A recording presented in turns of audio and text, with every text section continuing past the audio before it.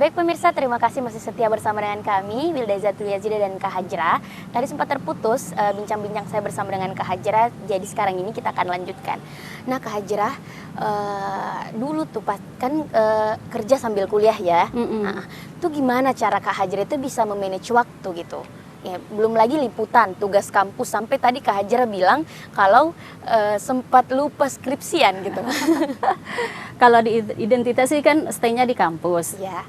Liputan kan hanya di batas kampus saja, kecuali ada kegiatan yang di luar baru ikut keluar. Tapi selama itu karena kita kan memang terbatas kegiatan kampus saja yang diberitakan di identitas itu.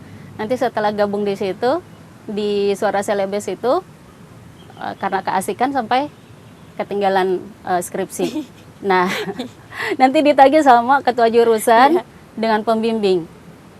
Akhirnya ya udah tidak ada jalan ini karena diancam tidak mau lagi tanda tangan KRS berikutnya. Iya betul. Akhirnya ya udah habiskan waktu untuk bikin skripsi dulu, dan akhirnya sih ternyata memang kalau kita mau itu tidak sulit ternyata. Benar. Skripsi saya itu saya cuma kerja dalam seminggu itu sudah selesai dan siap ujian. Tanpa renov gitu Kak? Tetap saya bikin sambil kerja bikin. Iya. Setelah selesai saya langsung bawa ke pembimbing 2, dari pembimbing 2 ke pembimbing 1, dan pembimbing 1 saya sendiri yang langsung hubungi ke fakultas agar saya dikasih kesempatan untuk ikut ujian. Oke.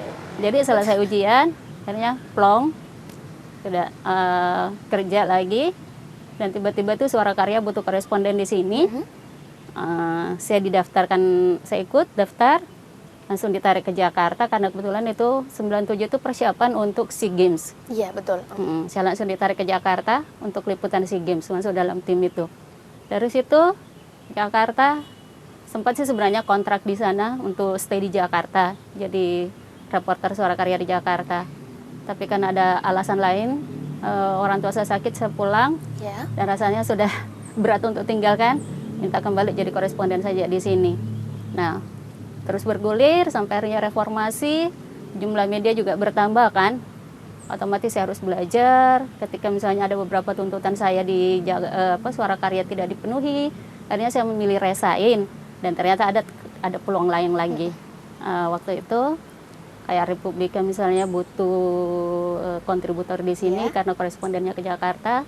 Terus ada radio, kemudian setelahnya itu di Radio El Sinta saya sempat juga ada Wires juga sempat minta di saya.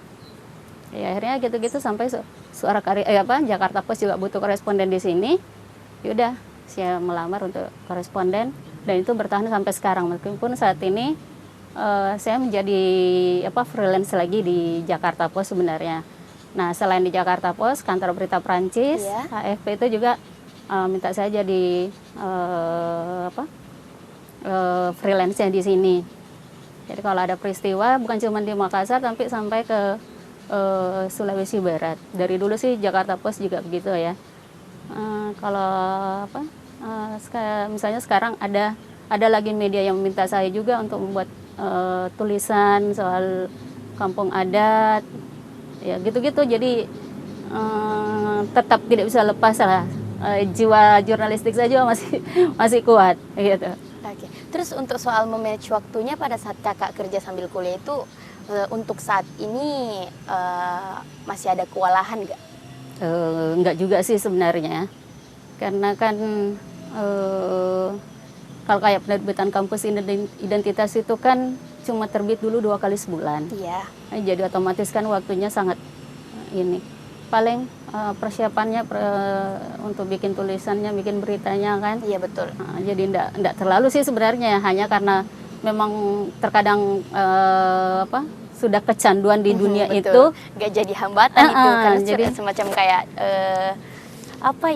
udah jadi mendarah kayak, daging gitu. Jadi kayak rumah kedua gitu. Jadi nginapnya di kampus, di redaksinya identitas. Jadi gitulah.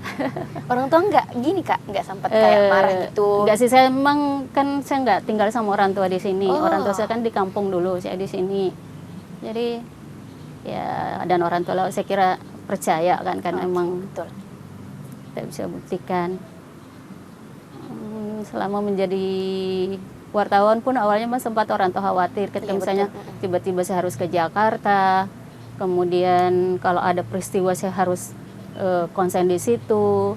Kayak misalnya waktu tsunami Aceh, Benar. saya ke Aceh, sampai di sana, terus tiba-tiba ada peristiwa, Betul. apakah itu kayak bentrok misalnya di Mamasa. Apalagi kalau di Luwu dulu kan sering ada itu Iya. bentrok konflik antar desa apa, nah itu. Bener. Apalagi di sini kalau tawuran. Udah wah, jangan konsekuensinya ditanya. memang ya, jadi seorang jurnalis harus siap. Oh, benar, Tidak meskipun siap, saya pernah iya. rasakan efek jadi korban di tawuran itu, dan ternyata setelahnya tuh tidak ada perasaan takut sampai sekarang. Iya. Saya kan pernah jadi korban. Malah menjadi tantangan ya. Kepala saya Tantangan. pecah kena batu karena orang tawuran di ini depan kantor gubernur, mahasiswa sama petugas. Saya sampai harus operasi dua kali karena harus pemasangan batok palsu. Batok asli kan tidak bisa lagi digunakan. Terus jadi harus dipasang batok palsu. Dan setelah kondisi saya kembali stabil, sehat, masih tetap ke lapangan sampai sekarang.